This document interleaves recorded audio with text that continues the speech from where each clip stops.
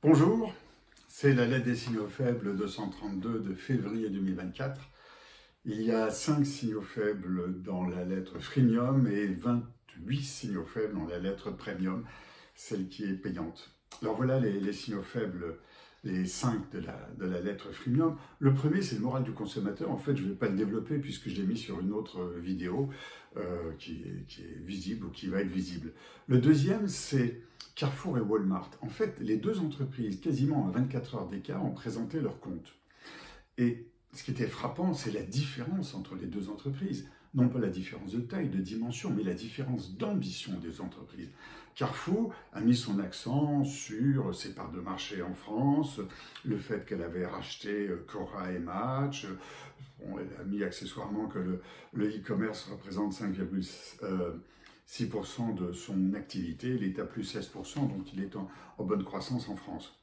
Walmart, c'est l'inverse. Enfin, l'inverse. Les résultats de Walmart sont très bons partout et il développe sa stratégie. Il est en train d'attaquer sur tous les créneaux.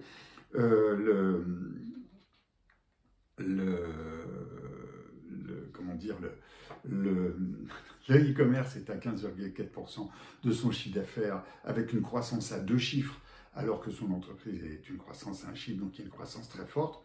Et il développe, il essaie de chercher des systèmes pour livrer aussi vite qu'Amazon et être bien concurrent là-dessus. Il développe ses marges en développant de nouveaux métiers, la place de marché sur son site internet, le retail média qui développe énormément, et l'achat de Visio, une télévision connectée qui lui permet de communiquer différemment, avec là aussi une marge très forte. C'est vrai qu'il est en train de copier Amazon, mais il y va très vite, très fort.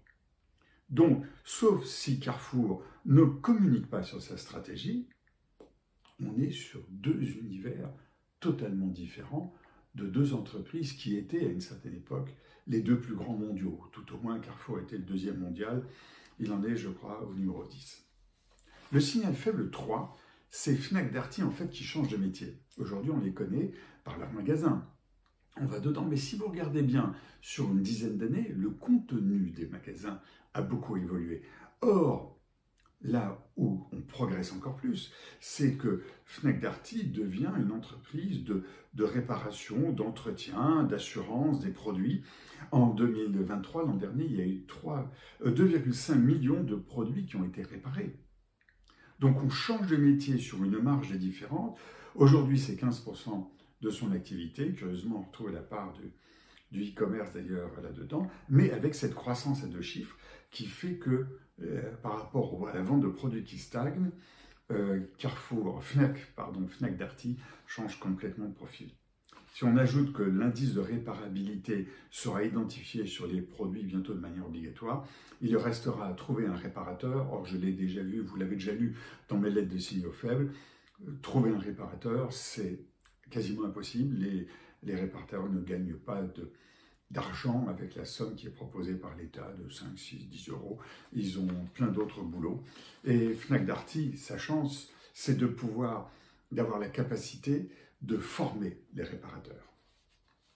Le quatrième signal faible, c'est Apple. Apple, est-ce qu'il perd le fil? En fait, Apple, c'est quand même aujourd'hui, je crois que c'est la deuxième plus grande entreprise mondiale. Microsoft est passé devant en étant une entreprise père de famille. Hein.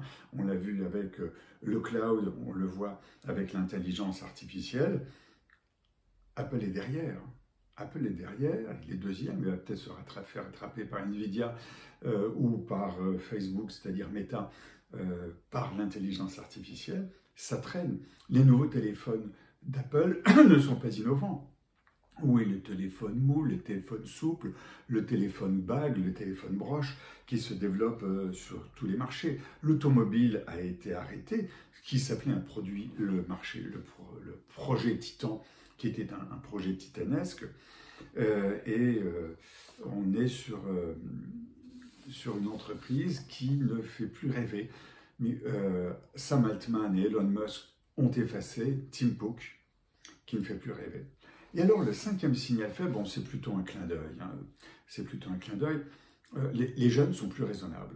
Alors, en fait, c'est 2 études sorties à quelques semaines d'intervalle.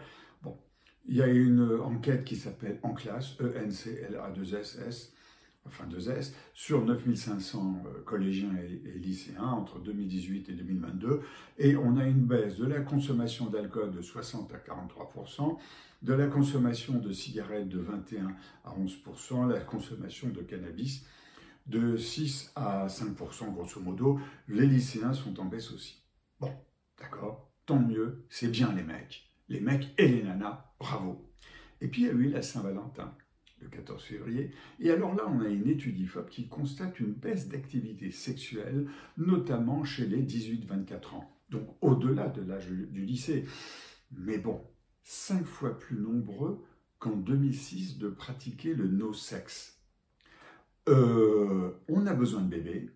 Je plaide pour un retour de l'alcool, de la drogue et du cannabis, à moins que ce ne soit une limitation de Netflix et consorts, tout ce qui se passe sur Internet. Bon, je repars en plongée. À bientôt.